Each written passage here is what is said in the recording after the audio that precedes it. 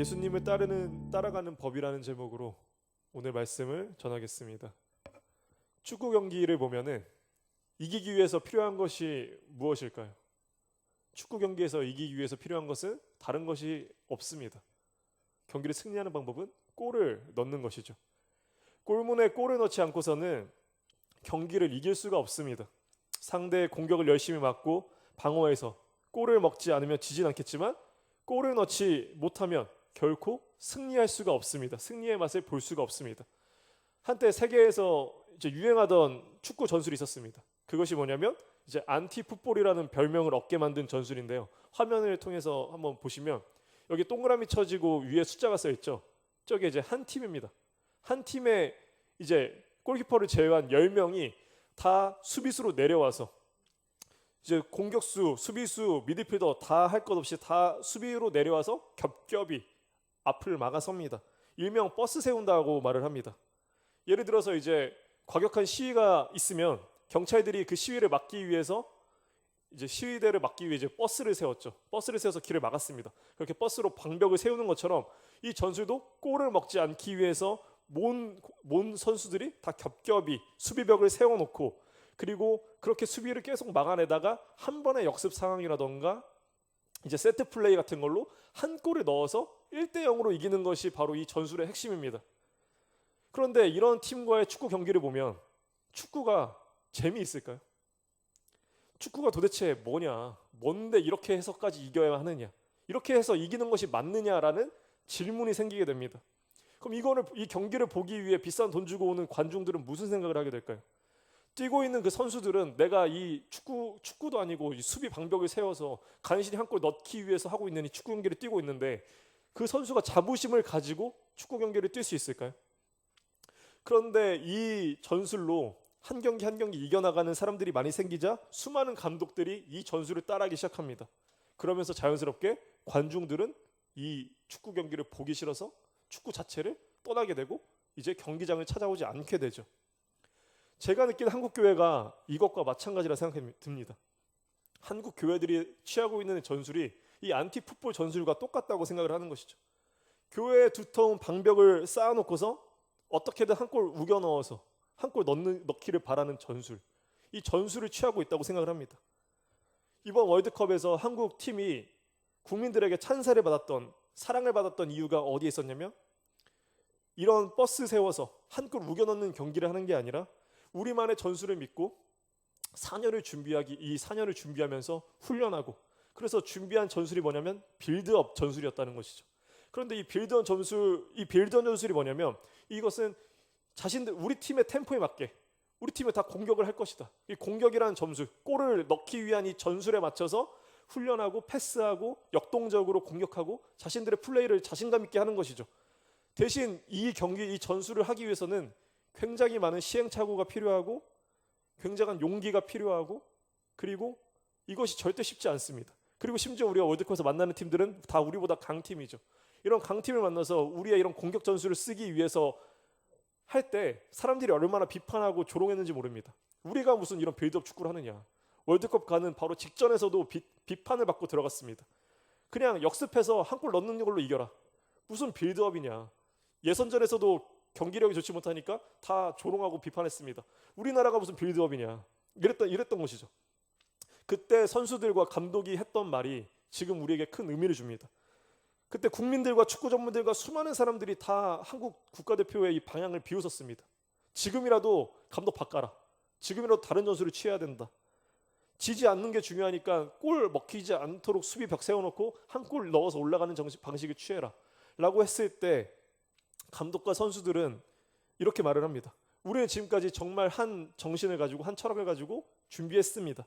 지금 우리가 목표로 하고 있는 것은 월드컵 본선에서의 경기입니다. 코칭 스태프들과 함께 우리 체계적으로 호흡을 맞췄고 그것을 위해서 준비했습니다. 우리는 이 과정을 믿고 있으니 국민 여러분들도 좀만 믿어주십시오 라고 기다려달라고 이렇게 인터뷰를 했습니다. 그렇게 막상 월드컵 첫 경기에 들어가서 이제 우리만의 축구를 하기 시작하니까 조롱하던 이 국민들과 사람들이 다 태도가 돌변하게 됩니다. 조롱에서 찬사로 변하게 되는 것이죠. 첫 경기였던 강호 우루과이랑 비겼음에도 불구하고 두 번째 경기 가나와의 경기에서 졌음에도 불구하고 국민들은 우리나라 축구 국가대표팀을 비난하지 않았습니다. 아쉽다고는 말을 했지만 잘했다고, 우리도 이런 빌드업 축구할 수 있다는 것에 너무나 정말 이제 감회가 새롭다고 다 비판했던 그 축구팀과 감독을 이제는 이 뚝심을 인정하고 뚝심을 칭찬하기 시작했습니다. 그렇게 세 번째 경기에 기적과도 같은 승리를 통해 16강에 올라가게 되었던 것이죠. 이것이 될 수 있었던 것은 이 전략을 함께 준비했던 선수들과 감독과 코칭 스태프들은 절대 이 믿음을 버리지 않았다는 것이죠. 중요한 것은 이제 우리 한국교회도 이제 버스 세우는 전략이 아니라 골을 만들어낼 수 있는 이 전략으로 다 바꿔야 한다는 것이죠.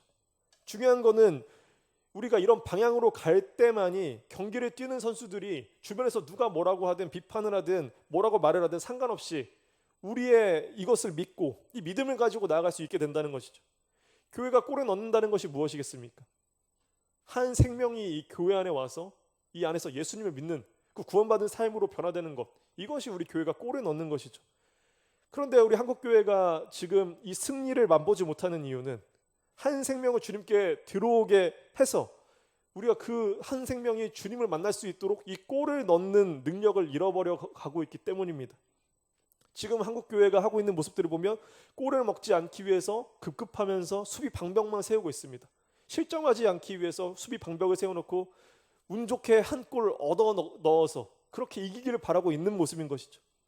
그러니 당연하게 이 교회들이 생명력과 즐거움과 역동성과 목적이 다 사라져버리고 이 교회를 바라보는 수많은 관중들은 아, 교회 재미없어, 저런데 뭐하러 가, 저기서 뭘 할 수 있겠어라는 이런 재미없어서 다 떠나게 되는 이런 모습들이 일어나고 있는 것이죠. 그렇게 되면서 이제 이 방벽 세우고 있는 이 교회와 교인과 목회자들과 이 수많은 사람들은 뭔가 본질도 아닌 것을 지키기 위해서, 그것들을 지키기 위해서 뭔가를 계속 해나가면서 죄책감과 정죄감 속에서 의무감으로만 나오게 되고 재미용하던가 역동성이라던가 생명은 점점 잃어버리는 것. 스스로 우리가 안티풋볼을 하고 있는데 이 안티풋볼을 하고 있는 경기의 선수들이 어떻게 자부심과 소망 속에서 믿음과 신앙생활을 할 수 있을까요? 한국교회는 점점 이대로 가면 골을 넣을 수 있는 능력을 갖추지도 못하고 또 팀을 이끌어갈 수 있는 리더를 세워가지 못하고 월드 클래스의 선수를 세워가지 못하는 모습이 지금 한국교회에서 일어나고 있는 모습들인 것이죠. 그러니까 하나같이 다들 한국교회의 미래를 걱정하는 것이고 이것들을 불안해하는 것이죠. 그러나 우리가 이 시대의 선교를 감당하기 위해서는 우리는 본질을 찾으면 됩니다. 교회가 그리스도인의 이 역할을 감당하며 골을 넣을 수 있는 이 축구팀이 될 수 있는, 정말 승리할 수 있는 그런 팀이 되기 위해서 우리가 정말 더 이상 어거지로 한 골 넣듯이 한 생명이 오기를 바라는 것이 아니라 또 그렇게 온다고 한들 이런 축구의 방향과 이 전술 속에서 또 이 관중들이 이거를 떠났는데, 이렇게 교회를 떠나고 있는데 앞으로 이 방식으로 나아간다면 데리고 온다고 한들 너무나 뻔한 결과가 일어나게 되는 것이죠. 지금 한국교회가 겪고 있는 이 모습들이 다 이런 결과들인 것입니다. 또 전도의 의미도 많이 잃어버렸습니다. 교회의 핵심의 사명은 선교입니다. 예수님이 하신 이 모든 행위는 선교였습니다. 예수님께서 교회에 명령하신 내용도 선교였습니다. 우리가 말하고 있는 이 전도도 그 선교 사역의 일부를 차지하고 있는 것이죠. 선교를 영어로 하면 미션이라고 합니다. 우리 교회의 미션이 선교입니다. 이 선교의 뜻은 구원의 복음을 널리 전파하는 일, 혹은 이 일을 위에 파송받는 행위를 통틀어 일컫는 말이 바로 선교입니다. 그래서 오늘 우리 본문을 보면서 예수님을 따라가며 그분의 역동성을 되찾아야 합니다. 본질을 찾아야 하는 것이고 이 본질은 다른 것이 아닙니다. 그리고 선교의 승패 또한 다른 것으로 찾아서는 안 됩니다. 오직 예수님, 그분을 찾을 때만 우리는 이 역동성을 되찾을 수 있습니다. 정말 골을 넣을 수 있는 공동체가 될 수 있습니다. 오늘 본문을 보면 예수님께서 말씀을 전하신 이 회당에서 일어나셔서 나가셔서 어디로 가시냐면 베드로의 집으로 이동하십니다.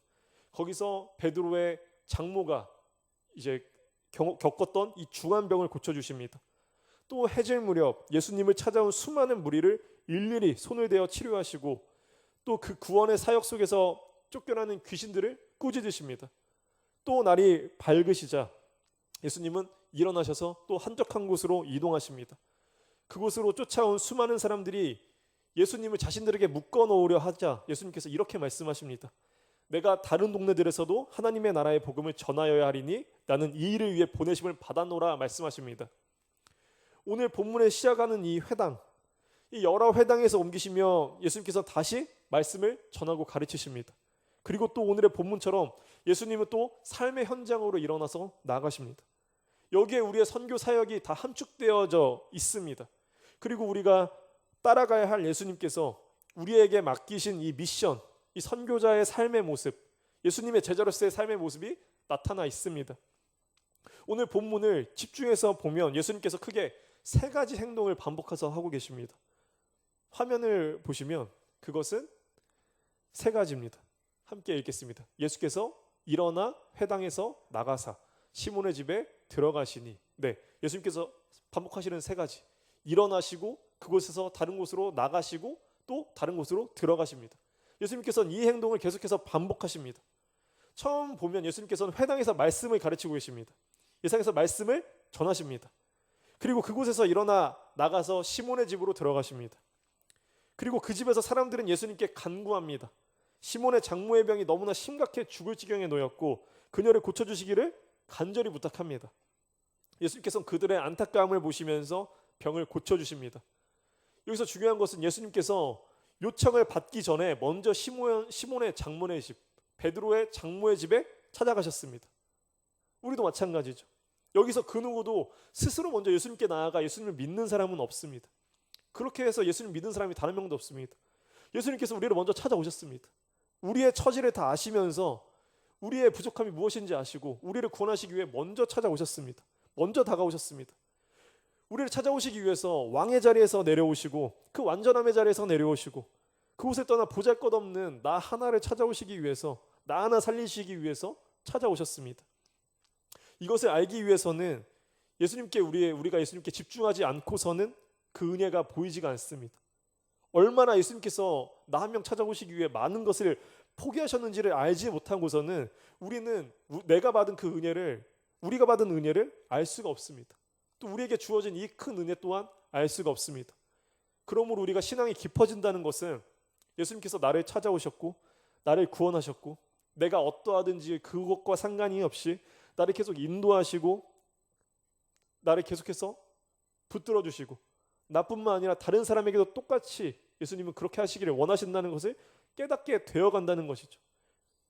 우리가 예수님의 은혜를 깨달아지지 않는다면, 내가 예수님의 은혜가 깨달아지지 않는다면 그것은 예수님께서 우리를 위해서 어떤 것을 계획하셨고 우리를 위해서 어떤 것을 버리셨고 어떤 것을 포기하시면서까지 무엇을 더 귀하게 여기시는지를 우리가 알지 못하기 때문일 것입니다.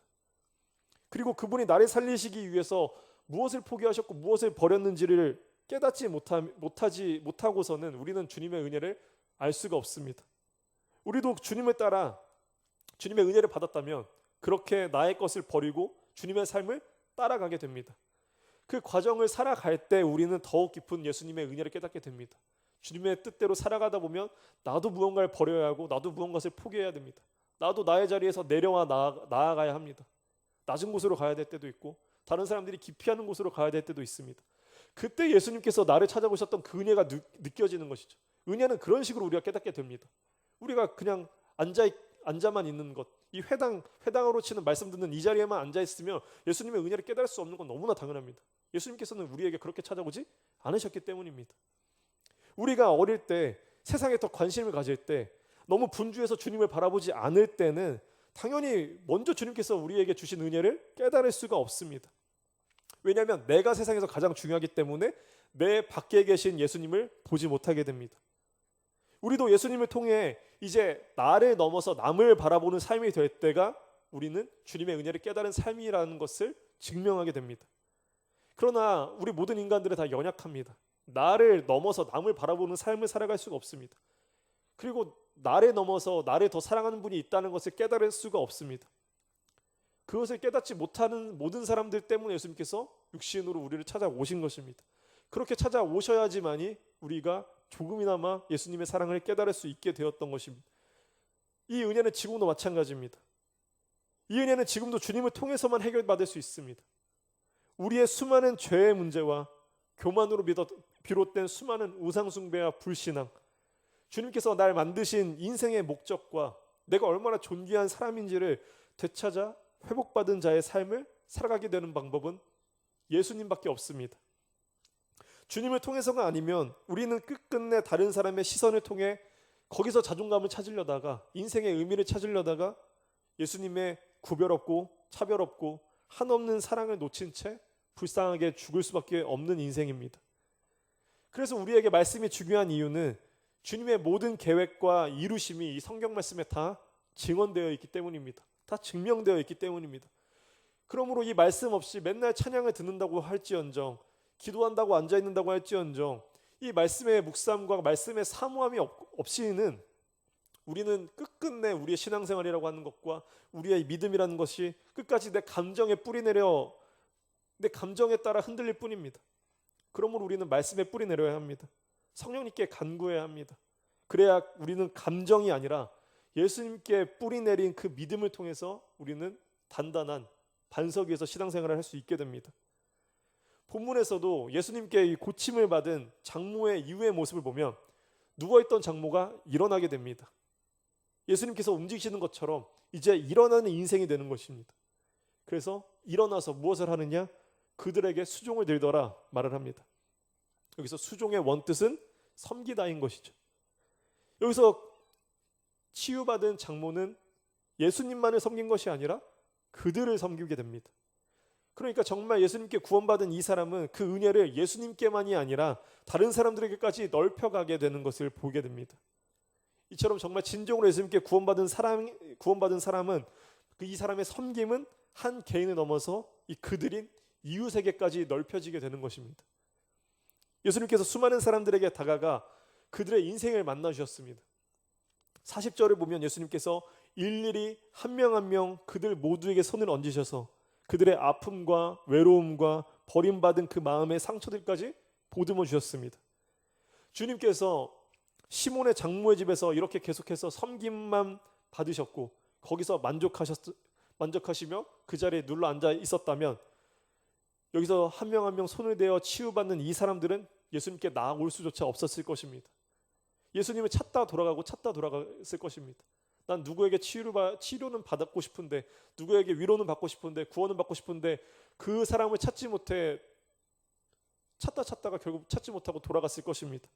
예수님께서 그 인생들을 아시기 때문에 자기 자리에 앉아있지 않으셨습니다. 다시 일어나셔서 사람들에게 나아가셨습니다. 지금도 주님께서는 또 다른 나, 우리 모두 주님께 지금 구원받은 영혼들 아닙니까?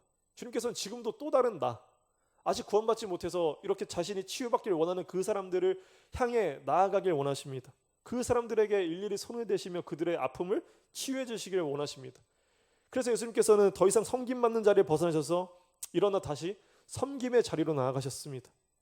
주님을 필요로 하는 그 사람들 앞으로 예수님께서 나아가셨습니다. 그렇게 주님은 계속해서 자신의 자리를 옮기십니다. 주님께 치료받은 그 사람들은 예수님께 어떻게 반응했을까요?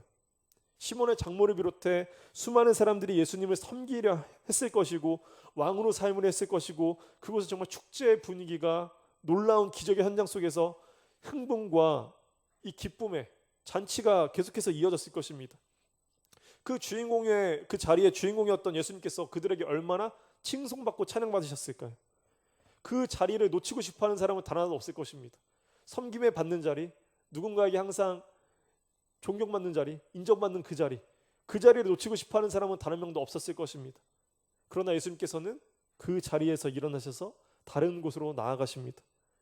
예수님께서 이번에 가신 곳은 어디시냐면 아무도 예수님을 찾을 수 없고 사람들이 찾아오지 않는 한적한 곳으로 가셨습니다. 이 한적한 곳은 헬라어로 보면 광야, 그런 곳, 정말 아무도 오지 않는 그곳이었습니다. 예수님께서 그곳을 가신 이유는 기도하기 위해서였습니다. 그러므로 우리들의 인생에서도 이 기도가 얼마나 중요한지는 예수님의 모습을 따라가다 보면 자연스럽게 우리가 알게 됩니다. 예수님께서 수많은 이 분주함 속에서도 결코 놓치지 않으셨던 것이 바로 이 기도였습니다. 예수님께서 다른 것은 다 놓칠지언정 이 기도만은 절대 놓치지 않으셨습니다. 제자들을 내버려 둘지언정 예수님께서는 이 기도의 자리는 절대 놓치지 않으셨습니다.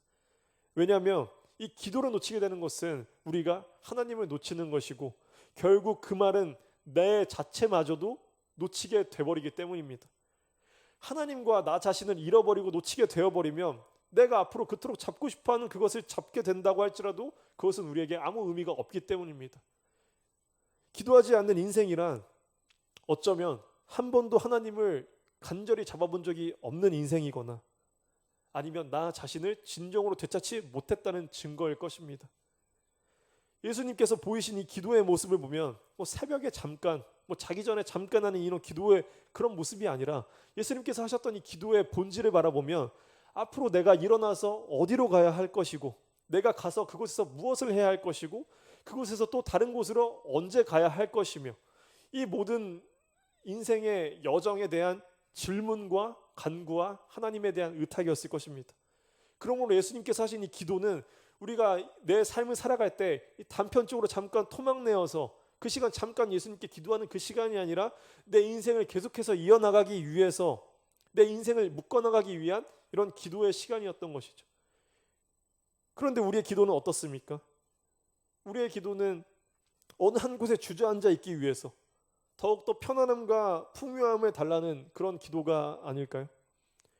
우리 주님께서는 우리를 위해서 인자는 머리 둘 곳도 없다라고 말씀하시며 우리를 위해서 일어나서 옮기시고 일어나서 옮기시고 일어나서 옮기시고 그러다 보니 피곤해서 풍랑이 치는 배에서 잠들어 깨지도 못하셨는데 우리는 그런 주님을 믿는다고 하면서 주님을 따른다고 하면서 우리는 주님과 정반대의 삶을 바라고 있는 것은 아닐까요?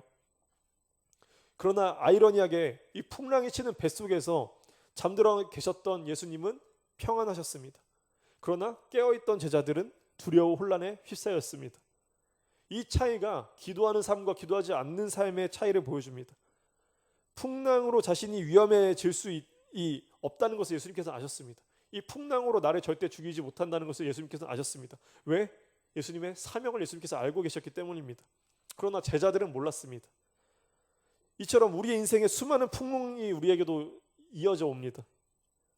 그러나 하나님께 기도하며 자신의 사명과 자신의 삶을 살아가는 사람은 그 풍랑의 위협 속에서도 무너지지 않습니다.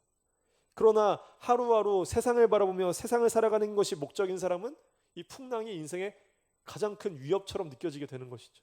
이것이 나를 죽일 수 있는 그 두려움처럼 여겨지는 것이죠. 그런 우리의 모습이 42절에 나옵니다. 42절을 보면 날이 밝음에 예수께서 나오사 한적한 곳에 가시니 무리가 찾다가 만나서 자기들에게 떠나시지 못하게 만류하려 하매 하나님께 순종함으로 예수님께서 또 다른 곳으로 가셔야만 했습니다. 그렇게 일어나서 또 다른 곳으로 가셔야만 할 예수님을 무리들이 어떻게 하고 있었습니까? 다른 곳에 가지 못하게 자신들에게 묶어두기 위해서 예수님을 떠나지 못하게 막고 있습니다. 우리도 마찬가지일 때가 있습니다. 예수님을 딱 내 옆에 붙잡아 놓고 내 문제만 해결해 줄 그런 전문가처럼 만들려고 하지 않고 할 때가 너무나 많습니다. 우리는 이 질문에 정말 대답을 해야 합니다. 교회가 무엇이고 우리는 무엇이고 나는 누구인가? 이 질문에 대한 대답을 예수님을 통해 예수님의 음성을 통해 우리 진정으로 되찾아야 합니다. 그러지 못하면 우리는 안티풋볼처럼 버스 계속해서 세워놓고 예수님의 그 역동성이 다 사라져버리고 도대체 무엇을 지키기 위해서 이 복음의 정신을 다 놓치면서 별것도 아닌 것들을 지키기 위해서 흑백 논리처럼 행동하거나 이런 행동이나 행위만 지적하게 되는 교회 생활이 될 수밖에 없습니다. 예수님의 관심은 사람이었습니다. 예수님은 사람을 살리시기 위해서 수많은 사람들이 칭송하던 그 성전까지도 돌 하나 위에 돌 하나 남지 않을 정도로 싸그리 쓸어버렸습니다. 예수님께서 무화과 나뭇잎에 나무 열매가 맺히지 않자 이 나무 다 무너질 것이다 라고 말씀하셨습니다. 열매가 무엇입니까? 교회의 꼴이 무엇입니까? 한 생명이 주님 만나서 구원받는 것 아니겠습니까? 우리 교회의 목표는 그것이 되어야 하는 것이죠. 한국교회의 목표는 정말 우리 모두가 예수님 만나 회복받고 구원받는 것입니다. 그것을 위해서 예수님께서 한 사람 살리시기 위해서 우리 교회를 세우셨습니다. 우리는 예수님의 몸인 것이죠. 그러므로 우리 교회는 예수님의 행동의 본질을 잊지 않고 예수님을 따라야 합니다. 예수님께서 43절에 이렇게 말씀하십니다. 화면을 통해 함께 읽겠습니다.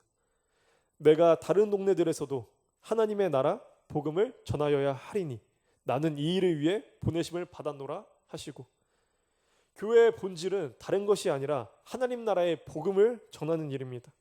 예수님께서 오신 것도 이것이었고, 예수님께서 계속 일어나셔서 다른 곳으로 가시는 이유도 이것이었습니다. 예수님께서 틈나는 대로 기도하신 이유도 이것이었습니다. 하나님의 나라, 이것이 본질입니다. 그리고 이 하나님의 나라의 복음은 바로 예수님입니다. 구약과 신약, 이 성경이 존재하는 이유도 하나님의 나라의 복음을 위해서 존재하는 것이죠. 즉, 이 모든 것은 예수님을 증거하기 위해 존재하는 것입니다. 우리가 말씀해 보는 것은 우리를 정말 구원으로 이끄시는 예수님을 바라보기 위해서 말씀을 보는 것이죠. 선교의 목적이자 시작은 바로 그래서 예수님입니다. 생명이 살아난 이유는 그곳에 예수님이 계시기 때문에 생명이 살아나는 것이죠. 그 누구라도 회복받고 구원받는 이유는 예수님께서 일일이 그 인생과 그 사람의 영혼에 손을 얹어 치유해 주시기 때문입니다. 예수님께서 우리가 언제라도 그분께 나아갈 수 있도록 우리에게 먼저 찾아오셨습니다. 그리고 이제는 예수님의 몸된 교회인 우리를 통해서 그 일을 하라고 우리를 보내셨습니다. 사도행전 1장을 8절을 함께 화면을 통해 읽겠습니다. 오직 성령이 너희에게 임하시면 너희가 권능을 받고 예루살렘과 온 유대와 사마리아와 땅끝까지 이르러 내 증인이 되리라 하시니라. 아멘. 그러므로 우리의 선교의 시작은 성령님께서 우리 교회 안에 임하시는 것과 하나님 나라의 복음의 증인의 교회가 되는 것입니다. 우리도 예수님의 복음의 증인으로서 이 선교의 삶을 살기 위해서는 예수님의 이 복음의 전파의 역동성이 되살아나야 합니다. 오늘 본문에서 예수님의 움직임을 보십시오. 예수님께서는 회당에서 한 가정으로, 한 가정에서 수많은 이웃에게로, 그리고 기도의 자리로, 그리고 기도의 자리에서 또다시 삶의 자리로 옮기시고 다시 44절을 보면 회당으로 돌아오십니다. 우리의 삶도 이와 같아야 합니다. 교회 안에서만 그리스도인인 것이 아니라 우리는 예수님과 같이 기도함으로 내가 일어나야 할 곳과 내가 일어나야 할 때와 가야 할 곳과 가서 만나야 할 사람들과 떠나야 하는 모든 순간, 그 순간 가운데 하나님의 나라의 복음의 증인으로서 살아가야 합니다. 그 삶은 오늘 본문의 39절처럼 치유받은 이 장모의 삶처럼 다른 이웃을 섬기는 삶으로 드러나게 됩니다. 억지로 하는 것이 아니라 예수님을 만난 은혜가, 예수님께 구원받은 것을 깨달은 그 은혜가 우리를 그렇게 변화시키게 됩니다. 교회 안에서만이 아니라 내 삶의 모든 반경에서 그렇게 살아가게 됩니다.